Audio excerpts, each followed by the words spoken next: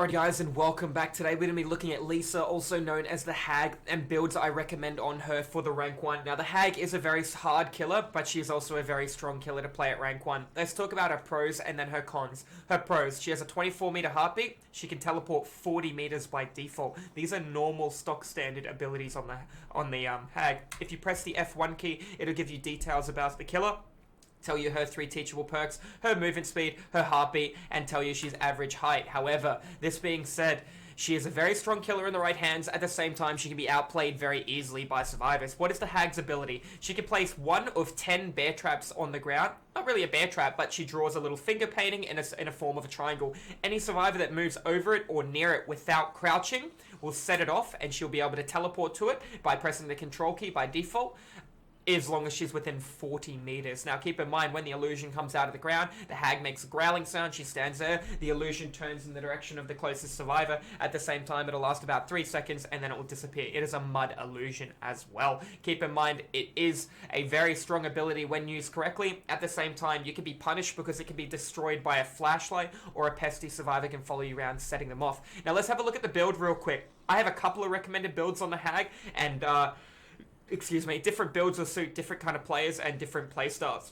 Now this here is a basic Hag build with the exception of 1 perk, and I'll explain to you why. Right, Ruin. Yet again, Ruin slows down the game. 80 seconds generator takes to do. If they land a good against Ruin, it's going to go back 5%. Therefore, 5% of 80 is 4 seconds. Jenny's going to go back. That being said, it's going to stall the Jenny for 1 additional second. If they miss the good and the great, they're going to go back an additional 3%. So it's going to go back even more. Next perk, Monitor and Abuse. This is going to allow you to see at a wider field of view. It's also going to lower your heartbeat from 24 meters by default down to a 16 meter heartbeat. Just a fun fact, a 16 meter heartbeat is what Michael Myers has by default in stage 2 at 115% movement speed. So Monitor and Abuse on Michael Myers is devastating at an 8 meter heartbeat, moving at 115% movement speed. Back to the Hag, right? This is going to be really good for her. You don't really care about the field of view changing. All you care about is you're going to be moving at a 16 meter heartbeat. That is from the quietest heartbeat to the loudest, so it ramps up really, really fast. That being said, you can still teleport 40 meters. So you can teleport 24 additional meters over your heartbeat can be heard. So that's actually huge. Very, very good perk on the Hag. The next perk here is a Nurse's Calling. A Nurse's Calling will allow you to see a survivor healing within 28 meters, but you have a 16 meter heartbeat. There is a 12 meter heartbeat difference there. So that is actually really, really big from the slightest little bit of a heartbeat. Keep in mind the Hag is average or short height, so she can kind of weave in and out and maybe get a lucky hit on somebody, or at least a free pallet. Good perk on her too. Now this final perk, Integrades, right? Integrades will save the best for last, like I prefer. You have Sloppy Butcher for a less experienced killer, and then you have a Make Your Choice for a killer that likes to go back to the hook. Okay, make your choice. Keep in mind, your heartbeat is outside of 32 meters. Somebody does a hook save, they trigger the trap, you teleport in, you hit the savior, therefore you can teleport 40 meters with a 32 meter Make Your Choice hit. So that's really, really powerful, Make Your Choice. Don't get me wrong. Very good choice. Probably, to tell you the truth, Make Your Choice is the best choice. Sloppy Butcher, if you have less experience, that way you can apply pressure at all times. You can only M1 people as a Hag to damage them. Therefore, you're always going to have Sloppy Butcher throughout the board, stopping healing, self-carrying in 32 seconds, making it heal in about 40 seconds approximately, providing the landing no greats. So there are a couple of little things to point out here as well. Why do I prefer Save the Best for Last? Whenever a Hag hits a survivor, they recover, and they, just like on any other killer, they recover 5% quicker for every time they hit somebody who is not their obsession, okay? So this being said, it goes all the way up to 8 stacks. 8 stacks is 40%. Therefore, when I hit a survivor, she'll do an animation really quick, and then she'll be able to hit again. Why do I prefer Save the Best for Last? So if I just hit Jeff at the shack pallet, and then Jeff runs into the distance, while he triggers 3 or 4 traps, I cannot hit the control key and teleport to him, because I'm in the middle of an animation. Because of this, if I have 8 stacks, even 6 stacks works. If I have 6 stacks to Save the Best for Last after I hit Jeff, keep in mind, if I have 0 stacks to Save the Best for Last, when I hit Jeff, I recover from 0 stacks. If I have 5 stacks and I hit Jeff, I do not recover from 6 stacks, I recover from 5 stacks, then I gain the 6 stack. So you always recover from what you're on. Much like if I have 7 stacks and I hit Jeff, I now have 8, but it recovers if I had 7, so I recover 35% quicker. Remember, it always works the one before. This being said, I'm going to be able to hit Jeff. He runs in and he triggers another trap while he's moving at 150% movement speed. I hit the control key and I get to hit him twice. You can just do that. Boom, boom. Also works if somebody's trying to go for a hook trade. You can take the hit, then hit him again before he actually finishes the animation. Very, very strong. Now, this is what I call the basic Hag build. You will see a lot of people running... Oop, that's not what I wanted to do. You'll see a lot of people running this at rank 1. Nurse's Calling's just there to give you information. You know, you shouldn't be chasing or committing to too long of chases as the Hag. You really want to prep the board and have good understanding. You don't want to only put traps down because that's going to come back and bite you in the ass with the amount of time that you are putting into there. But at the same time, you want to have at least anywhere between probably 4 to 7 traps placed at all times, having 3 spare. Keeping in mind you can only teleport 40 meters without add-ons. Now, I'm just saying a bunch of words right now while I try and find Modern Abuse, but good lord, it has escaped me. There it is down there. Goodness me. There are other integratable builds as the Hag. A lot of people like running Horned Ground alongside Ruin or Devour Hope and Horned Ground. There are some decent choices out there, don't get me wrong. I think Ruin is more of a safer pick for her. You could go Corrupt Intervention based on the fact she isn't the trapper, and, you know, has somebody setting up her trap isn't going to bother her too much because she can just put another one down straight away. She doesn't have to go back and collect the trap. Now, if I'm going to be honest, I share a very similar build to my choice, which is the Trapper. I share a very, very common build of what I think is the best on the Hag. Now, I'm going to get rid of these two. These two are really good information perks if you need it.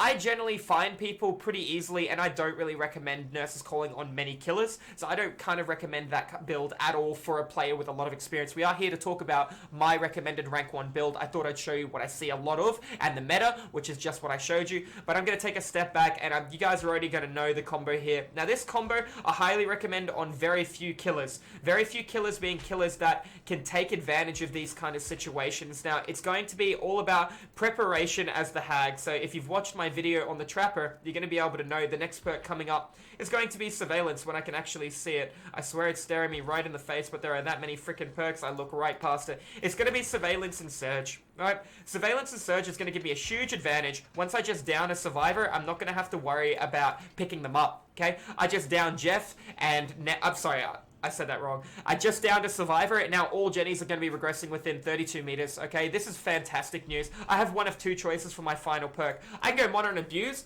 Modern Abuse has no impact on Surge like Infectious Fright does. Infectious Fright is based off heartbeat, therefore you see people running Infectious Fright, Distressing, Dead Rabbit, Permanent Tier 3 Michael Myers to have a large heartbeat while playing Game Offering. You'll see that. However, the build's a little bit different. Remember, she has a 24 meter heartbeat by default. Downing Survivor, all Jennies are still going to explode within 32 meters, but I'm reducing my heartbeat down to 16 meters yet again, moving at 110% movement speed. So if I just down Jeff, and then all Jennies around me start regressing, keep in mind he's going to know I have Modern Abuse because the heartbeat will change based on the fact that when you're in chase, the heartbeat gets lighter. When you're out of chase, the heartbeat quietens down.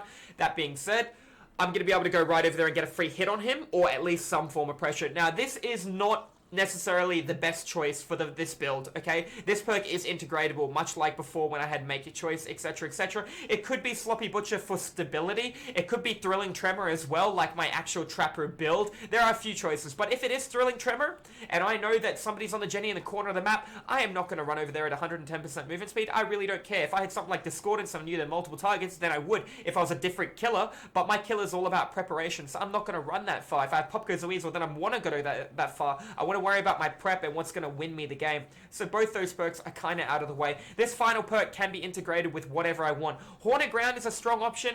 I'm not going to say Infectious Fright is, because my heartbeat is all about going to be smaller here. Like I said, Make Your Choice before. There are a number of options. Keep in mind, all my builds are based off not running any add-ons. If I did have to come in here and point out the 2 strongest add-ons, you're going to be looking at the Rusty Shackles. Rusty Shackles is a god tier add-on. What does this mean? This means whenever they trigger a trap, they don't hear it. I can teleport to it. I know it's triggered, but they don't know. So I can do one of 2 things. I can also go this one here, which will allow me to teleport throughout the board if I was feeling very generous in terms of add-ons. I can teleport to any trap once every 15 seconds. So I see them trigger the one in the far corner. I can then teleport in and grab them off a Jenny. It's a good combo. However, there is one more other one I really like the choices of, and that other one is going to be running something like this. This is going to allow me to, when they trigger my bear trap, or they trigger my finger painting, whatever you want to refer it to, I'm going to be able to see them, and I don't have to take it. If they triggered it, and they don't know when they jumped on the Jenny, then I'll teleport to it, get a hit, or grab. However, if they trigger it, and they keep running, and they for whatever reason I got unlucky, I'm just not going to teleport to it. So it's going to give me the information that I need to know if I chose to run anything. Yet again, this build here works hand in hand on a map like the game. This would be the best possible combo you can run on the Hag for the game.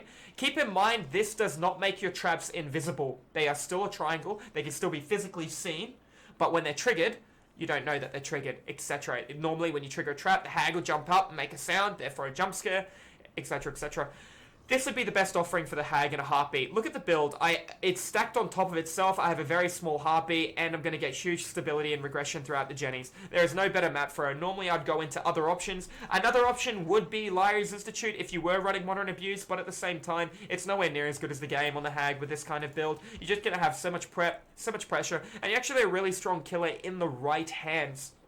Do keep in mind a flashlight can counter you, like I said at the beginning of the video. At the same time, you have to be very, very careful when it comes down to people setting off your bear trap and then running a loop around it. That could be very... not bear trap. If you're finger painting on the ground, and that could be very devastating as well. If you wanted to run an offering that wasn't a map, Thick and Mist is also very good, yet along on the Trapper. You'll notice I recommend Surge and Surveillance on both killers that require prep. It can work on people like Freddy, don't get me wrong, it can work on a Michael Myers with a small heartbeat, but it is by far the best on a killer that has to prep throughout the board. Their time management is very, very important, and if they're overcommitting to a certain kind of thing, that's going to really, really hurt them out in the long run, so do keep that in mind as well. So guys, that's probably going to be all for this Hag video. I'm just looking right through. There are not too many other really incredible perks. Keep in mind, if you're running Surveillance and Surge, putting Overcharge will not work on a generator, so it's a bit of a wasted spot. You could run Sloppy Butcher if you're finding yourself getting no value out of Modern Abuse.